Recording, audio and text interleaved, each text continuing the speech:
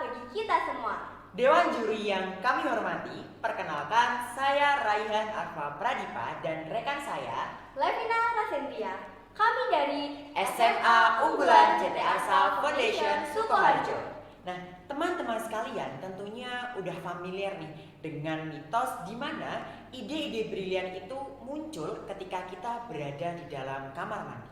Nah, maka dari itu, kami tertarik untuk melakukan penelitian dengan mengangkat judul Kamar Mandi The Perfect Place for Study. Hal yang melatar belakangi kegiatan penelitian kami adalah yang pertama, adanya kebutuhan belajar bagi setiap manusia. Nah, salah satu faktor belajar yang paling penting ialah mood. Tentunya diperlukan mood yang baik sebelum kita belajar. Tapi nih teman-teman, jangan lupa juga ada faktor pendukung yang gak kalah penting, yaitu kenyamanan. Nah, apakah teman-teman semua tahu?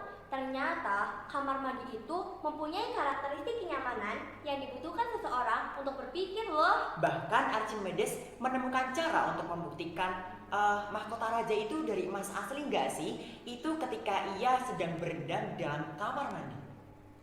Nah, di sini kami menggunakan metode penelitian campuran berupa metode kuantitatif dan metode komparatif. Metode kuantitatif ialah metode untuk memecahkan masalah secara sistematis dengan mengumpulkan data berupa angka. Sedangkan metode komparatif adalah metode penelitian dengan cara membandingkan variabel-variabel terkait.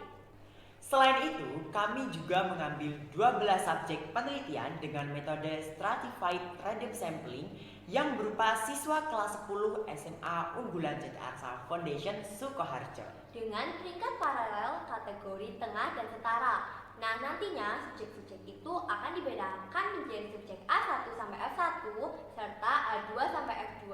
Selanjutnya, kamar mandi yang kami gunakan untuk penelitian ini sudah kami kontrol nih teman-teman. Jadi kondisinya sama, begitu juga dengan materi belajarnya. Hanya saja bagi subjek penelitian yang belajar di dalam kamar mandi, kami fasilitasi plastik agar tidak basah. Selanjutnya, kira-kira apa aja ya yang diuji? Jadi nih ya, kita melakukan penelitian ini dalam 2 tahap. Supaya apa? Supaya data yang dihasilkan semakin valid dan akurat. Nah, pada penelitian tahap 1 ini, subjek penelitian A1 sampai dengan F1 belajar di dalam kamar mandi. Sedangkan subjek penelitian A2 sampai dengan F2 belajar di luar kamar mandi. Kemudian pada tahap 2, sampel A2 sampai F2 belajar di dalam kamar mandi, begitupun juga dengan sebaliknya. Nah, peningkatan nilai subjek penelitian inilah yang nantinya akan kami analisis. Akhirnya nih, kita udah sampai di hasil dan pembahasan. Check it out! Sebelum kami menganalisis data ini, kami telah melakukan uji prasyarat, yakni ada uji normalitas dan uji homogenitas. Nah, first of all, ada uji normalitas. Uji normalitas adalah uji yang digunakan untuk mengetahui apakah barang data normal. Nah, di sini nih kami menggunakan uji hipotesis dari Safirovich.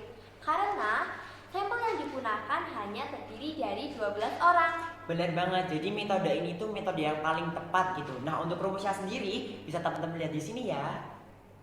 And the next ada uji homogenitas. Nah, uji homogenitas adalah uji yang dilakukan untuk mengetahui apakah subjek penelitian sudah mewakili varian populasi atau belum.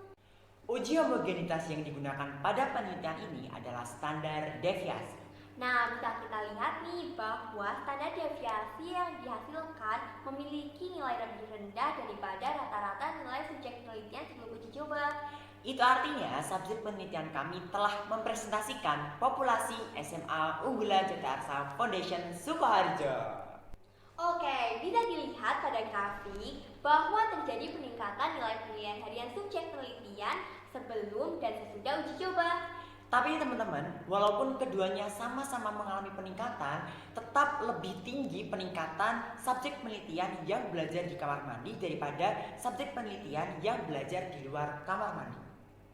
Nah, data tersebut diperkuat dengan uji signifikansi yang digunakan untuk mengetahui peningkatan nilai dan perbandingan nilai subjek penelitian secara jelas menggunakan uji tes. Selanjutnya adalah analisis data tahap 2. Nah, di tahap 2 ini teman-teman sebetulnya itu mirip banget sama analisis data tahap 1. Yang membedakan itu hanya hasil hitungnya saja. Nah, di sini nih terjadi pertukaran tempat belajar, di mana sampel A2 sampai F2 belajar di dalam kamar mandi, sedangkan sampel A1 sampai F1 belajar di luar kamar mandi.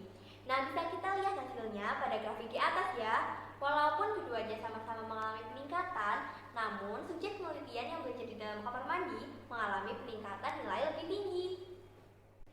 Sama seperti analisis tahap 1 tadi, kami juga membandingkan dan mengetahui peningkatan nilai subjek dengan uji T dengan hasil yang bisa kita lihat di slide berikut. Jadi, dapat disimpulkan bila subjek penelitian mengalami peningkatan nilai setelah dilakukan uji coba. Nah, hasilnya, subjek penelitian yang belajar di dalam kamar mandi mengalami peningkatan nilai lebih tinggi. That's right. So guys, dengan ini dibuktikan bahwa Kamar mandi, the perfect place for study. Yeay. Nah, sekian dari kami. Saya Ryan Arfa. Dan saya, Levina Rasendria, pamit undur diri. Anyway, Fun Science, Fun World. Kami, dua pengabdi kamar mandi. See you in Grand Final IPSA 4.0 2022. Thank you for your attention. Wassalamualaikum warahmatullahi wabarakatuh.